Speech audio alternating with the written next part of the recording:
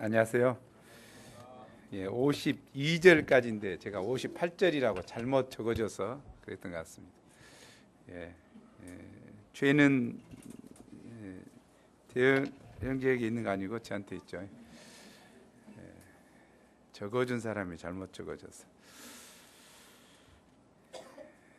예수님은 이 땅에 오셔서 천국에 대해서 이야기를 많이 하셨다고 했죠. 예수님은 하나님 나라의 복음을 증거하시고 천국 백성이 되기를 원하시고 천국의 맛을 이 땅에 살면서 보고 누리다가 천국에 가기를 정말 원하셨던 것 같아요. 우리는 이 땅에 살고 있기 때문에 천국에 대한 생각이 별로 없죠. 이 땅에서 살면서 그저 재밌고 좋고 그랬으면 좋겠다 이렇게만 생각하는데, 우리가 분명히 알아야 될 것은 이 땅은 천국이 아닙니다. 이 땅은 영원히 있을 것이 아니죠. 죽음과 함께 사라질 것이고, 짧게는 또 죽음 후에는 영원한 심판이 있기 때문에 다르죠. 예수님께서 말씀하시는 천국은 무엇이었습니까? 첫째는 우리가 예수님을 믿음으로 인해서 거듭나면 우리 안에 이루어지는 하나님 나라 이야기하셨죠. 그래서 내 안에 이루어지는 천국, 내 안을 누가 다스려야지? 예수님께서 왕이 되셔서 내 마음을 다스리시면 내 마음의 천국이 이루어지죠. 그래서 우리가 아직 천국에 가지 않았지만 이 땅에서도 천국 맛을 보면서 천국의 기쁨으로 살 수 있습니다. 가정도 마찬가지죠. 가정도 예수님께서 다스리시면, 예수님이 왕이시면 가정 천국이 이루어지겠지요.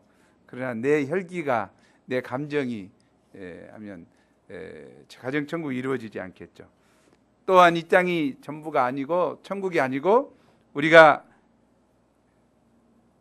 예수 그리스도를 믿음으로 말미암아 믿음으로 가는 하나님 나라가 있다는 거죠. 새 하늘과 새 땅, 하나님 나라가 있죠. 그것은 주님께서 영원히 다스리시는, 또 우리도 그곳에서 주님과 함께 영원히 살 하나님 나라가 있다는 거죠.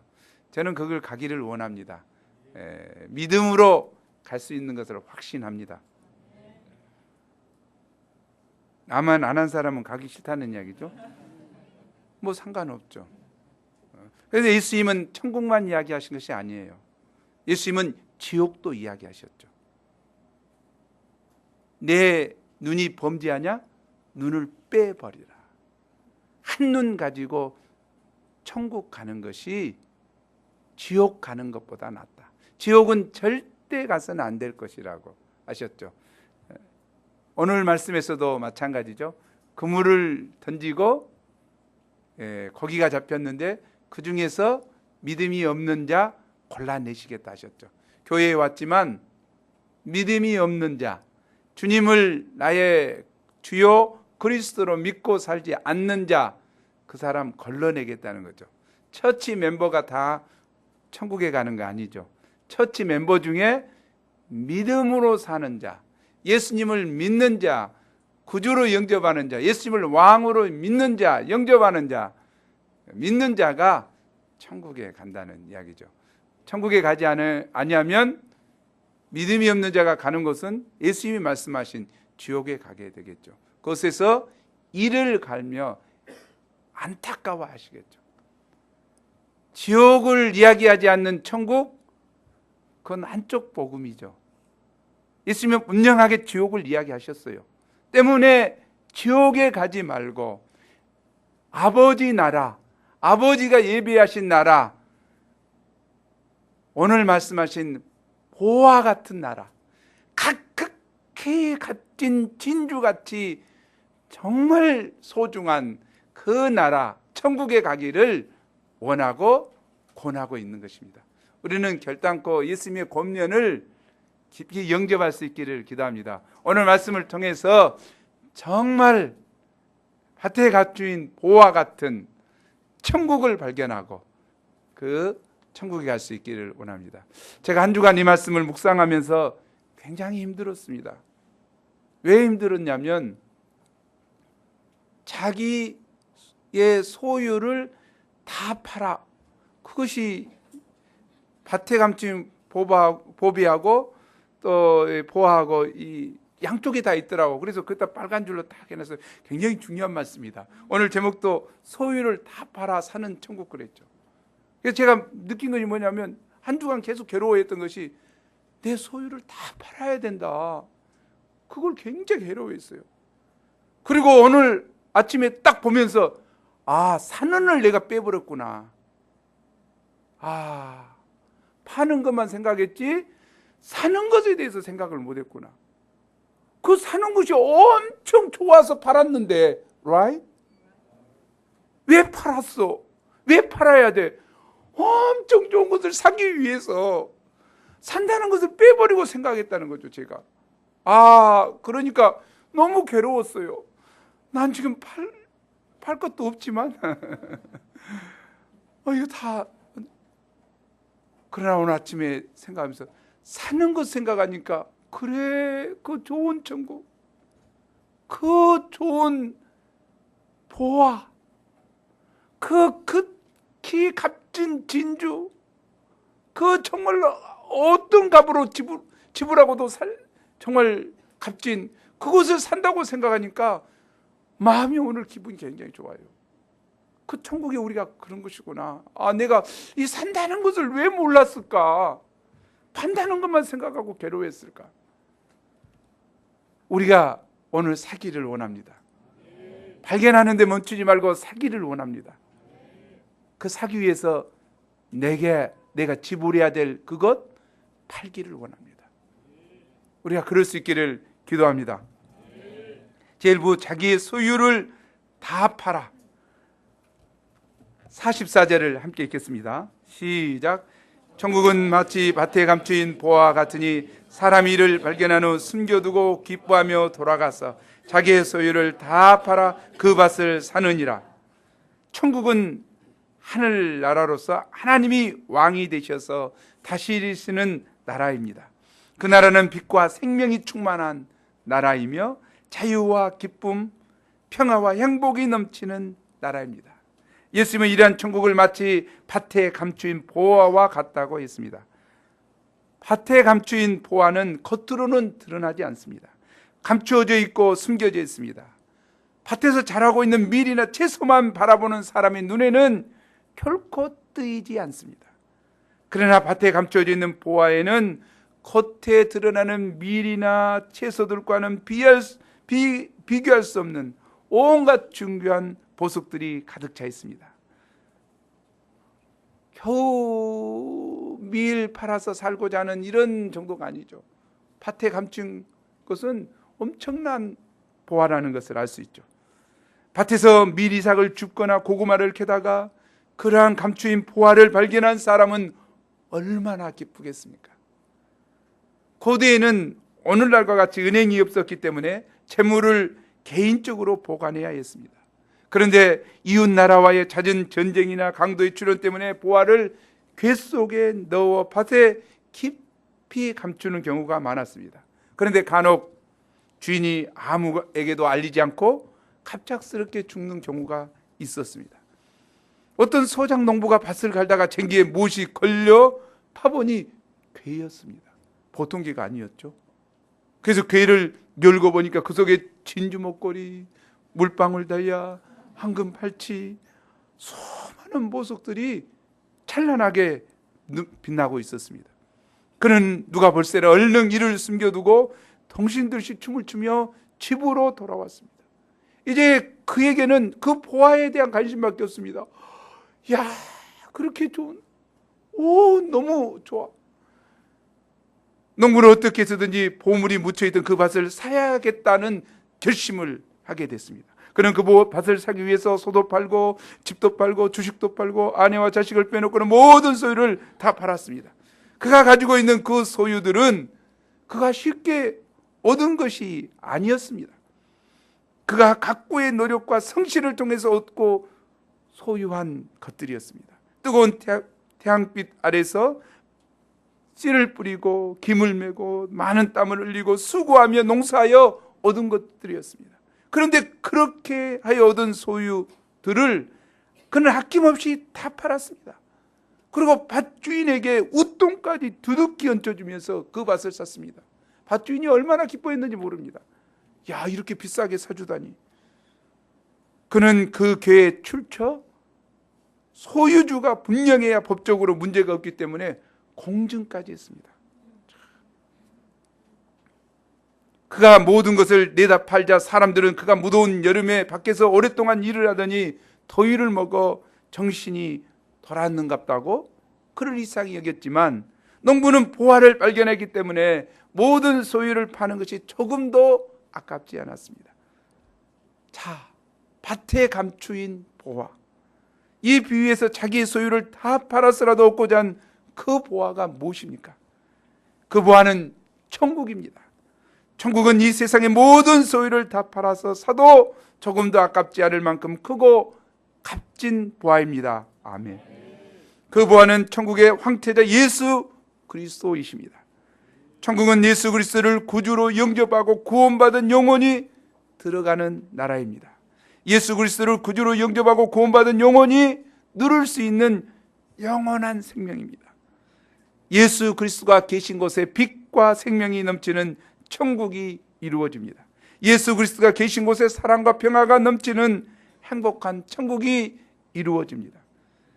이러한 천국을 모든 사람이 소유하기를 원하고 들어가기를 소원합니다. 우리는 이 비유에서 천국에 대한 중요한 진리를 배우게 됩니다. 첫째, 천국은 감춰진 보화와 같다는 사실입니다. 천국은 어쩐다고요?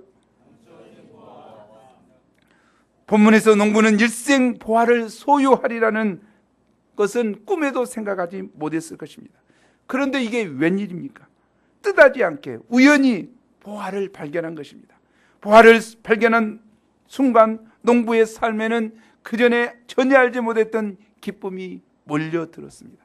이게 웬 행제인가 하는 생각이 들었을 것입니다. 천국은 바로 이와 같습니다. 천국은 그 가치를 발견하지 못하고 깨닫지 못하는 사람에게는 무의미한 것이 됩니다. 그러나 일단 그 가치를 발견하고 깨달은 사람에게는 놀라운 충격과 환희와 기쁨을 가져다 줍니다. 농부가 보화를 발견했던 그 밭은 수많은 사람들이 지나다녔을 것입니다. 그 밭 주인도 지나다녔고 행인들도 그 밭을 지나다녔습니다. 그러나 그들은 그 밭에서 흙덩이만 발견했을 뿐 아무것도 발견하지 못했습니다. 이와 같이 많은 사람들이 성경에 기록된 하나님의 말씀을 흙덩어리처럼 무의미하고 따분하게 여깁니다. 연예인이나 스포츠 스타들에게는 열광하지만 예수님에게는 별다른 매력을 느끼지 못합니다. 이는 그들이 말씀 안에 감추어진, 예수님 안에 감추어진 보화를 발견하지 못했기 때문입니다. 그러나 농부처럼 감추어진 이 보화를 발견한 사람들이 있습니다. 그가 누굽니까? 이 농부입니다. 그가 누굽니까? 우리 목자님들이죠. 저도 그 중에 한 사람이죠. 그들이 이 보화의 가치를 깨닫는 순간 그는 세상의 그 어떤 권력자나 성공한 사람, 부자가 하나도 부럽지 않는 사람이 됩니다. 삶의 충격과 환희와 기쁨이 가득한 사람이 됩니다. 세상 어떤 일도 그 기쁨을 빼앗아갈 수 없는 사람이 됩니다. 제게 물어보세요. 제게 물어보세요.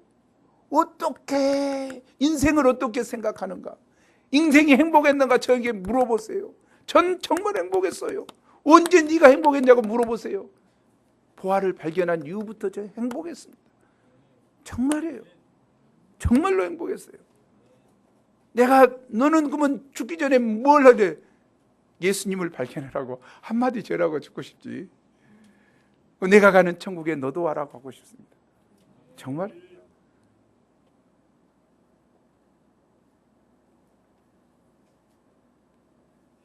둘째, 천국은 그 가치를 발견한 사람의 가치관과 삶을 변화시킨다는 사실입니다.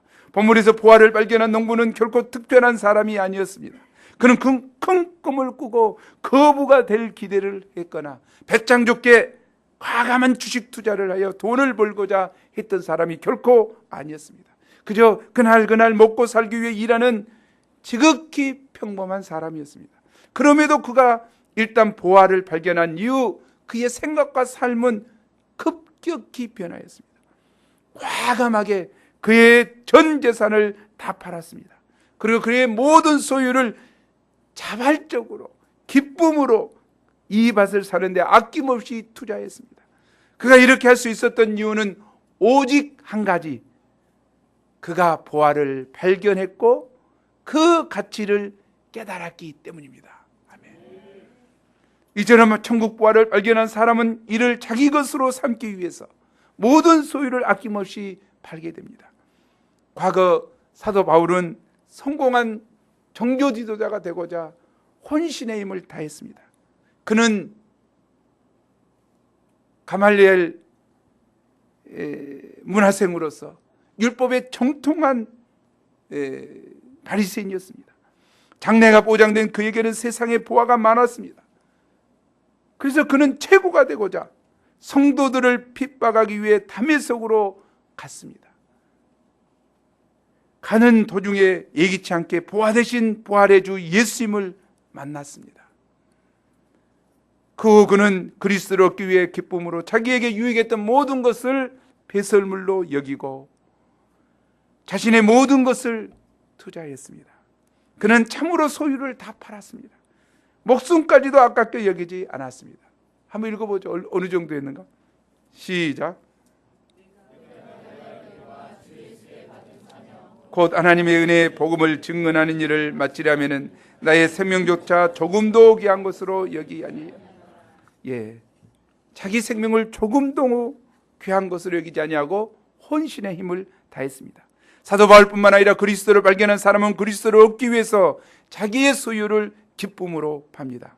모세나 예수님의 제자들이 그랬습니다. 모세는 당대의 최강대국인 이집트의 왕자로서 최고의 미래가 보장된 삶을 살 수 있었습니다. 그러나 이 보화를 발견한 그는 바로 공주의 아들이라 칭함을 거절하고 도리어 하나님의 백성들과 함께 고난받기를 잠시 죄악의 낙을 누리는 것보다 더 좋아하고 그리스도를 위하여 받은 능력을 애굽의 모든 보화보다 더 큰 재물로 여겼다고 했습니다.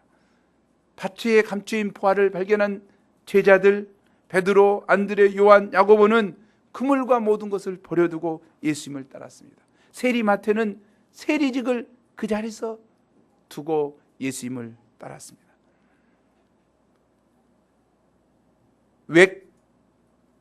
월드와이드 이벤젤라이제이션 포 크라이스트 WEC 국제 선교회를 설립한 영국의 케임브리지 세븐의 한 사람인 스터드는 부모가 남긴 막대한 유산을 다 기부하고 중국의 내지 선교사로 나아갔습니다. 그는 참으로 모든 부와 특권을 기꺼이 포기하고 세계 복음화의 과업에 헌신한 학생 자원자의 전형적인 모습이었습니다. 그가 무디가 집회하는데 참석했습니다. 무디의 복음 전도에 큰 은혜를 받고 결단했죠. 뭘로?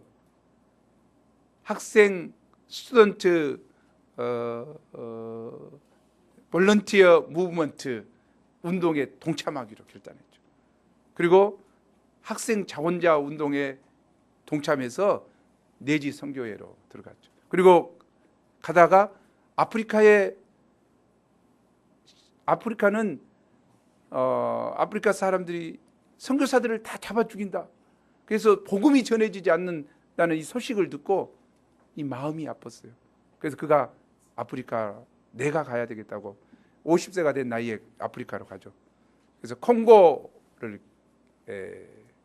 개척하죠.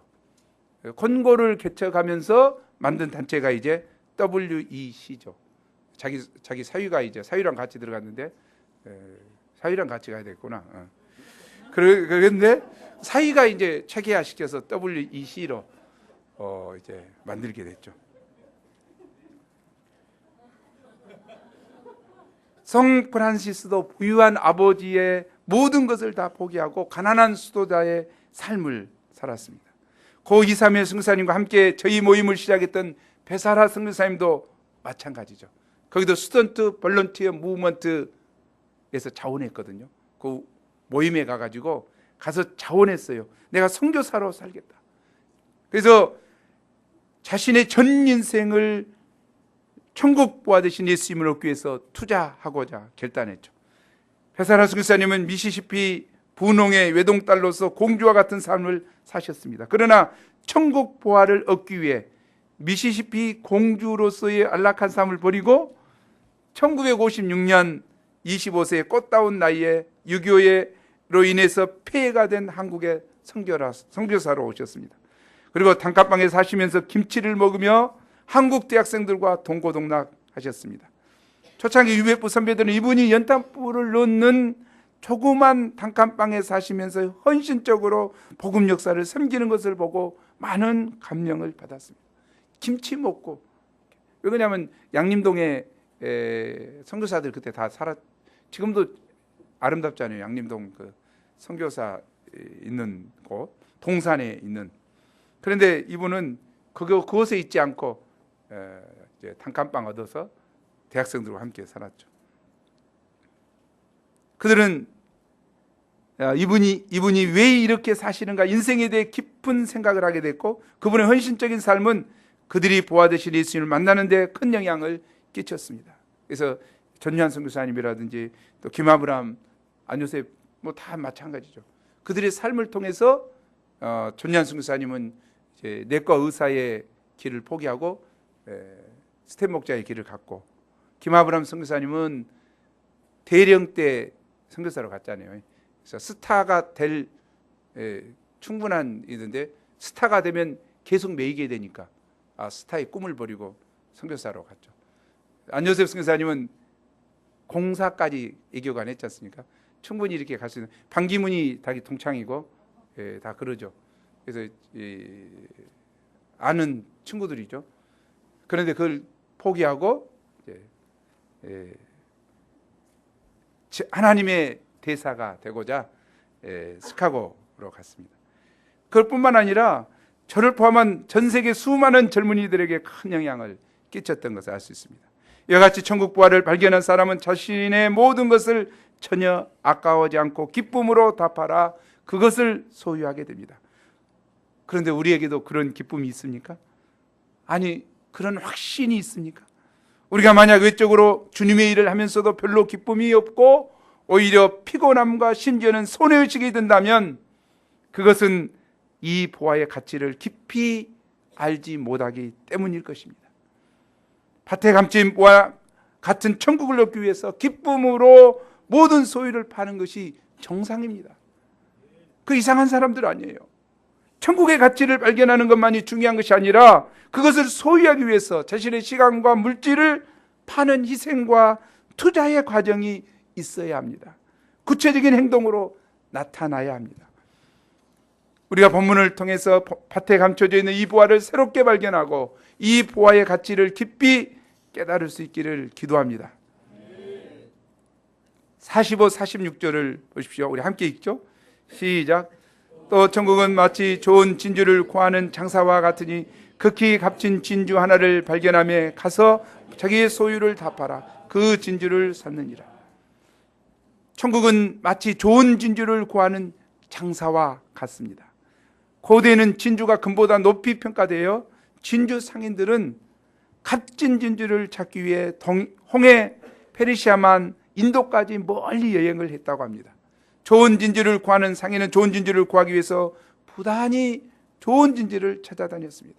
그 상인은 현재 가지고 있는 진주에 만족하지 못하고 가장 가치 있는 진주를 찾아 무더운 여름 날씨도 짓궂은 장마비에도 아랑곳하지 않고 다녔습니다. 진주가 다 진주가 아닙니다. 인조 진주도 있고 양식 진주도 있습니다. 인조 진주나 양식 진주와는 비교가 되지 않는 황홀한 색깔을 영롱하게 발하고 있는 천연 진주가 있습니다. 거복만한 큰 진주가 있습니다. 사람들은 이걸 잘 구별 못하죠. 그러나 진주 장사들은 이걸 구별할 수 있습니다. 그 사람은 수많은 진주들을 만나게 되지만 그 중에서 참으로 자기를 만족시킬 수 있는 단 하나의 극히 값진 참 좋은 진주를 발견하기까지는 만족하지 못하고 그 진주를 찾아다녔습니다.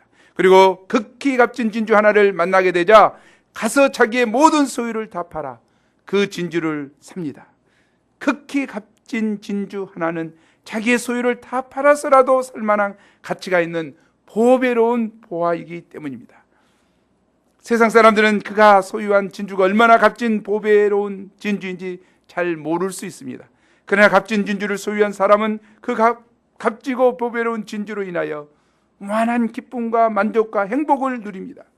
여기 극히 값진 진주 하나는 보화 대신 예수님을 말씀합니다. 예수님은 세상의 어떤 보화도 비교할 수 없는 가장 귀한 보화입니다. 사도 바울은 골로새서 2장 3절에서 이렇게 말했습니다. 하나님의 비밀인 그리스도 안에 있는 지혜와 지식의 모든 보화가 감춰져 있다. 하나님의 비밀인 그리스도 안에는 지혜와 지식의 모든 보화가 감추어져 있다. 예수님 안에는 지긋지긋한 죄의식에서 해방시키는 제사함이 있고, 하나님 나라에서 누리는 영생 복락이 있고, 용서의 사랑이 있고, 세상이 줄 수 없는 참 쉼과 만족과 평안과 자유함이 있습니다. 예수님은 하나님께 이르는 유일한 길이요 진리요 생명이십니다. 예수님은 참 구원이십니다. 이 예수님은 모든 사람에게 모든 것이 되시는 진정한 보화가 되십니다. 아멘. 이상의 두 비유에서 천국은 자신의 모든 소유를 다 팔아서 사도 조금도 아깝지 않는 최고의 가치를 지닌 보화임을 알 수 있습니다. 천국은 이처럼 가치 있고 매력 있는 것입니다.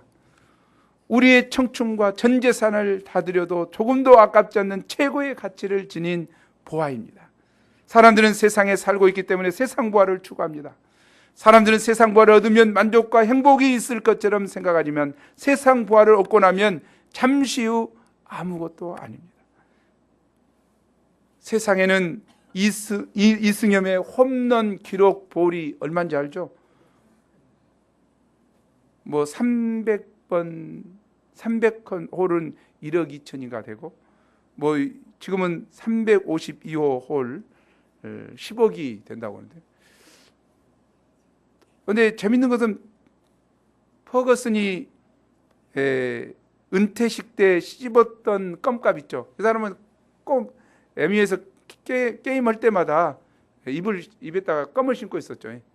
그래서 축구 감독하면서 계속해서 껌을 씹었는데, 사람들이 보고 껌을 씹는 그 사람이 이제 트레이드 마크가 됐는데, 그 마지막 은퇴식 때 씹었던 껌 있잖아요. 그거를 아마도 인터넷에 가면 딱 있는데, 딱 이렇게 기념 거시기에다 넣어가지고 돼 있어요. 껌이 씹었던 그 이빨 자국 있는 그거 얼마인지 아십니까?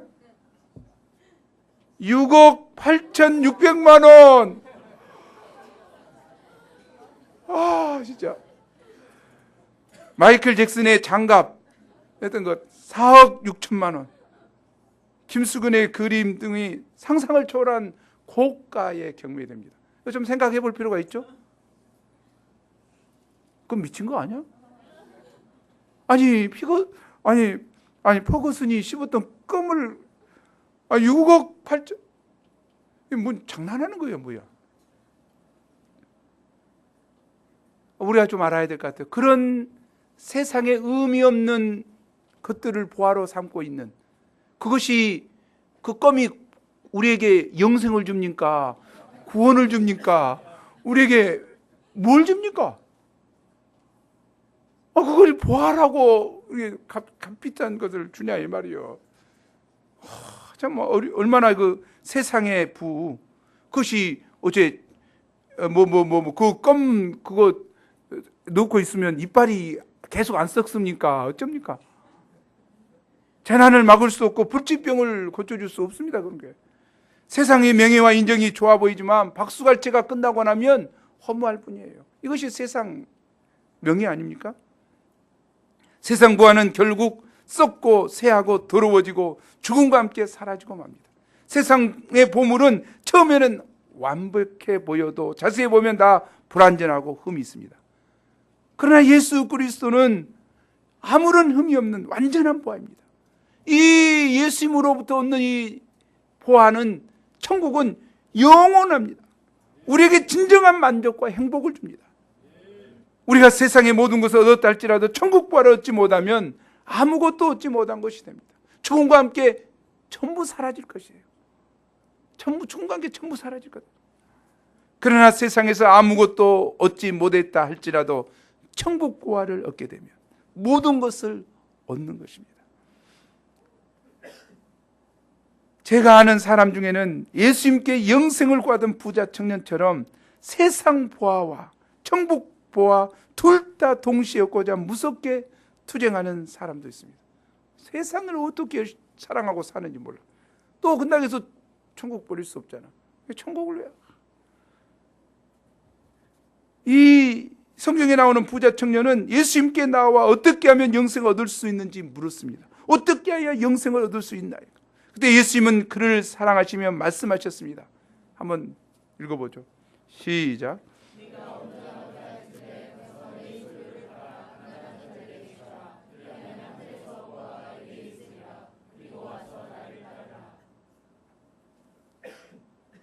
그러나 그는 이 땅의 보화에 눈이 멀어 보화 대신 예수님께 나아왔으면서도 그 보화를 소유할 수 없었습니다. 보화를 찾는 것이 중요한 게 아니라 보화를 소유하는 것이 중요한데 이 사람은 찾기만 했을 뿐 소유하기를 스스로 거부했습니다. 하지만 예수님은 이 세상 보화를 다 팔아, 아멘, 하늘 보화를 사라고 하십니다. 영어로 한번 읽어보죠. UBF 자주 이야기하는 영어죠. 자, 영어 발음을 좋게 해서 better라고 하지 말고 better. 시작. 예, the better is the enemy of the best. better는 뭐죠? 배려분 건가요? 아니죠. better는 좋은 것이죠. 좀 더 좋은 것이죠. 굿보다 배려한 거죠. 굿보다 좋은 거죠. 좀 더 좋은 것 때문에 가장 좋은 것을 소유하지 않는 거죠. 이 땅에서 좀 누리고 살고 이렇게 하니까 안일해져 버려서 예수님 버려버리는 거죠. 똑같은 이야기죠. 배려가 없으면 정말 베스트에 목숨 걸 거예요. 그런데 배려가 있으면 달라진다는 거죠. 학생 때 얼마나 순수했습니까? 오직 예수님. 그러나 지금 많이 배불러지니까 배가 나온 것에 비례해서 천국 소망이 희미해지기 쉽죠. 우리가 천국은 우리의 모든 것을 다 팔아야 살 수 있는 가장 가치 있는 보화입니다. 모세처럼 세상에서 누리는 잠시의 유익, 세상의 낙보다 영원한 보화를 위해 세상 보화를 팔 수 있는 영적인 안목을, 영적인 가치관을 가진 진정으로 지혜 있는 자들이 되기를 기도합니다. 또한 천국은 간절히 찾고 구하는 자에게 주어진다는 것입니다. 밭에 감추인 보화나 극히 값진 진주는 아무나 그냥 얻을 수 있는 것이 아닙니다. 천국 보화 대신 예수님을 얻기 위해 대가를, 즉 우리의 시간과 물질과 재능과 꿈과 젊음 등 모든 것을 팔아야 하고 세상에서 귀하게 여기는 나의 보화를 다 팔아야 합니다. 이것이 세상 사람들과 다른 가치관으로 사는 것입니다. 세상 사람들이 귀하게 여기고 구하고 재미를 누리고 막 이런 것을 같이 쫓아가는 것이 아니고 그것이 의미 없어 보이고 의미 없고 정말 치기는 재밌다고 히득거리는데 그거 아니야. 그게 보면 음담패설을 즐기고 오는데 이거 죄악이거든. 내가 볼 때 그거 즐길 수 없는 거죠. 회개해야 되지. 그와 똑같은, 그러지 않으면 좀 고상하게 하더라도 인생을 허비하는 거예요. 고상한 것 통해서 쇼핑몰에 가서 신세계에서 하는 이것저것 강좌 듣고 피부 강좌 듣고 정말 유익하게 내가 사용하고 있다. 맨 교회 와가지고 1대1 한다 한다. 근데 그건 정말 아니고 요것이다. 여유를 누리며 살아야 된다. 말 좋아해요. 그것이 여유요? 낭비지. 그것이 여유냐고. 우리가 좀 가치를 참으로 알면 우리가 무엇에 소비해야 되는가를. 시간 낭비죠, 그게. 물론 이제 거기 가가지고 피싱하러 갔다. 강좌 들으면서 왔던 사람 피싱하러 갔다. 그거 이해가 되지요. 이해가 되지요. 그러나 단순한 그 강좌만 교양만 늘려갖고 뭐 할 거야? 교양 있는 여자 되기를 원하는 거예요? 성경에 다 나와 있어. 진정한 교양이요. 뭔가. 우리가 좀 생각해 볼 필요가 있을 것 같습니다. 세상 사람들과 동일한 가치관, 동일한 즐거움, 동일한 것으로 살면 그거 아니라는 거죠. 그거 아니에요. 우리의 시간과 물질과 재능과 꿈과 젊음을 정말 팔아야 하고, 그래서 가장 귀한 나의 보화를 찾는데 쓰는 것 중요하다는 거죠. 이는 천국의 가치를 알고 이를 위해 자신을 기꺼이 투자하는 자가 천국을 소유하게 됨을 말해줍니다. 우리들의 목자의 삶도 어찌하면 가장 좋은 것, 보화 되시는 예수님을 얻고자 희생하고 버릴 때 진정 가치 있고 아름다운 삶이 됩니다. 예수님을 얻고자 모든 것을 투자하시는 선교사님들, 폴타임 목자들, 학생, 학사, 우리 목자님들을 생각할 때 감사합니다. 정말 투자하고자 하는 삶을 사는 것이 감사하다는 거죠. 우리 함께 갑시다. 함께 천국의 보화를 위해서 살아갑시다. 이번 주 목요일부터 주일까지 3박 4일 동안 거창 선운산에서 하나님의 소망이라는 주제로 여름 캠프를 갔습니다. 여기서 우리는 주옥 같은 하나님의 말씀과 진솔한 인생 소감, 찬양과 CCD, 디오 드라마 등을 통해 천국의 보화 되신 예수님을 발견할 수 있습니다. 아멘. 또한 그분이 주시는 천국의 기쁨을 누릴 수 있습니다. 아멘. 우리가 본문의 농부처럼 진주장사처럼 간절한 영적 소원을 가지고 참석하여 천국 보화 되신 예수님을 소유하는 복된 자들이 되기를 기도합니다. 47절에서 50절입니다. 우리 함께 읽어보죠. 시작. 또 천국은 마치 그물에 가득함에 물가로 끌어내고 앉아서 좋은 것을 그릇에 담고 못된 것은 내버리느니라. 세상 끝에도 이러하리라. 선사들이 와서 의인 중에서 악인을 갈라내어 풀무불에 던져 넣으리니 거기서 울며 이를 갈리라. 당시 어부들은 그물로 고기를 잡으면 유대의 정결 규례를 따라서 부정한 것으로 분류되는 물고기들은 분리하여 바다에 던졌다고 합니다. 왜? 부정한 것은 못 먹잖아요. 그래가지고 유대인들은 다 바다에 던졌다는 거죠. 이처럼 바다에 친 그물에 각종 물고기가 가득 잡힐 때 그 물고기가 좋은 물고기인지 못된 것인지 알 수 없습니다. 그러나 그물을 물가로 끌어내어 살펴보면 좋은 것과 나쁜 것을 구별할 수 있습니다. 그때 어부는 좋은 것을 그릇에 담아서 수산시장으로 보내고 못된 것은 내어버리게 됩니다. 이 비유에서 각종 물고기를 모으는 그물은 현실의 교회를 의미합니다. 교회에는 이 세상의 각양각색의 사람들이 모여듭니다. 사람들은 교회에 들어오기만 하면 구원받은 줄로 생각하지만 결코 그렇지 않습니다. 최후 심판날에 천사들이 와서 의인 중에서 악인을 갈라냅니다. 그래서 믿음으로 말씀을 쫓아 산 의인만이 구원함을 받고, 믿음으로 살지 않고 세상 풍조를 따라 자행자제하는 자들은 풀무불에 던져 넣어 심판을 받게 됩니다. 그때는 당장 심판이 없다고 육체의 욕심을 따라 마음대로 살며 자족하며 안일하게 살아온 자들은 거기서 울며 이를 갈미 있을 것입니다. 왜 이를 갑니까? 알았는데 원통해서 그런 거예요.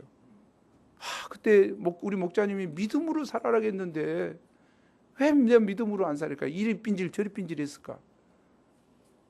그 생각하면 안타깝잖아요. 그때 그냥 또 목자를 또 원망하죠. 그래서 좀 나를 좀 강하게 좀 잡아주지. 왜 그냥 안 잡아줘가지고 이렇게 목자가 강하게 잡아주지. 이럴 수 있다는 거죠, 정말 사실. 때문에 우리는 평소에 하나님 앞에서 두렵고 떨림으로 죽은 믿음이 아니라 진정 살아있는 믿음으로 살아야 합니다. 아멘. 제2부 천국의 제자된 서기관들 51절에서 58절입니다. 52절이죠. 51, 52절. 예수님은 이 모든 비유를 말씀하신 후 제자들에게 이 모든 것을 깨달았느냐고 물으시자 제자들은 그러하오이다 하며 대답했습니다. 이에 예수님은 제자들이 자족하지 않고 어느 정도 수준까지 성장해야 되는가를 말씀해 주셨습니다. 52절이죠. 우리 52절 함께 읽죠. 시작. 그럼 마치 여기 서기관이란 성경을 연구하고 가르치는 성경 선생을 말합니다. 옛것은 구약이요 새것은 천국 비유의 말씀처럼 예수님이 새롭게 가르친 복음 즉 신약을 말합니다. 천국을 소유한 성경 선생은 곳간에서 사람들의 영적인 상태에 따라서 구약과 신약을 자유자재로 적절히 조화하여 천국 복음을 전파할 줄 알아야 합니다. 이 참 많은 약들 중에서 처방 환자에 대해서 처방 잘하잖아요. 적당한 약을 쓰고 약사들도 마찬가지. 그 많은 창고에서 뭘 꺼내올지 모르겠. 어디가 있는지 딱 알죠. 우리는 가면은 고약이고 그 약인 줄 알았는데 이것이 숙련된 약사가 되는 것과 똑같이 우리도 성경 쓰는데 그래야 되는 거예요. 못 주라고 하면 착 꺼내줘야지. 거기서 헤매고 있고 아저씨 조금 이따 오세요. 찾아놓을게요. 이 장사 안 되는 거죠. 다른 약국으로 가버리죠. 우리가 그러기 쉽죠. 많은 문제를 가지고 오는 형제 자매들을 정말 하나님의 말씀을 잘 알고 있어서 적절한 합당한 말씀을 줌으로 인해서 그의 영혼의 생명이 되고 힘이 되고 위로가 되고 소망이 되는 말씀이 돼야 되겠죠. 그러기 위해서는 우리가 신약과 구약을 잘 깨달아 알고 있는 성경 선생이 되어야 되겠죠. 결론적으로 오늘날 사람들은 과거에는 상상할 수 없을 만큼 많은 것을 소유하고 있지만 마음에 행복이 없습니다. 우리 좀 알아야 될 것 같아요. 시대가 좀 더 흐르면 유토피아가 이루어질까요? 정말 진정한 인간이 행복을 누리는 삶을 살까요? 결코 그렇지 않습니다. 우리는 옛날보다 훨씬 잘 살게 됐고 과학의 발달을 그랬지만 얼마나 피곤한 인생을 사는 거예요. 이 전쟁과 전쟁의 소식이 난무하고 난리와 난리의 소문이. 그날에는 예수님이 그렇게 예언하셨죠. 말세에는 정말 살기 피곤한 나라가 되죠. 뭐 지금 이스라엘과 팔레스타인을 비롯해서 각 곳에서 지금 분쟁이 일어나고 있죠. 우리나라만 해도 뭐 여야가 이게 정말 국회의원들이 뭐야 지금 벤싼만 원이라고. 기쁨보다는 슬픔이 많고 감사보다는 불평이 많게 됩니다. 왜 그렇습니까? 이는 그 마음에 천국의 보화 되신 예수님을 소유하지 못했기 때문입니다. 우리 천국의 보화 되신 예수님을 소유하고 마음의 평화를 누려야 되겠습니다. 또 다툼과 슬픔과 이 질병과 모든 것이 없는 영원한 하나님 나라. 이 땅에는 사단이 존재한 이상 행복이 없습니다. 사단 그놈이 가만히 있지 않거든요. 자꾸 그냥 분쟁을 일으키고 난리법석을 피우죠. 이 새끼 정말 언제 한번 봐버려야 되겠는데. 그러나 영원한 하나님 나라는 사단이 멸망당하는 곳이죠. 그곳에 가야만이 영원한 기쁨과 행복이 있습니다. 아멘. 이번 여름 캠프에 참석하여 천국의 보화를 발견하고 소유하시기를 기도합니다.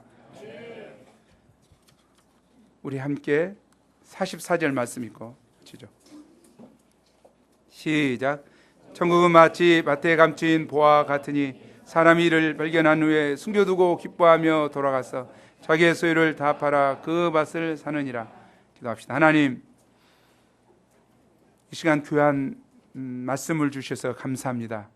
무엇보다 천국은 밭에 감추인 보화처럼 겉으로 볼 때는 아무것도 없는 것처럼 보입니다. 하지만 보화는 밭에 감추인 보화는 참으로 값진 것임을 발견합니다. 하나님, 저희가 이 밭에 감추인 보화를 산 농부처럼 저희의 시간과 물질과 저희의 가지고 있는 것들을 팔아서 참으로 귀한 이 보화를 살 수 있는 결단과 용기를 허락해 주십시오. 또 극히 값진 진주 하나를 발견한 진주 장사처럼 모든 것을 들여서 저희도 살 수 있도록 도와주시고, 이로 인하여 천국의 기쁨과 천국의 행복과 천국의 만족함을 누리는, 또 영원한 천국으로 들어가 주님과 함께 사는 이 복된 저희가 될 수 있도록 도와주십시오. 이번 여름 수양회가 이 천국을 발견하고 천국을 소유하는 귀중한 시간이 될 수 있도록 도와주옵소서. 감사합니다. 감사하고 예수님 이름으로 기도합니다.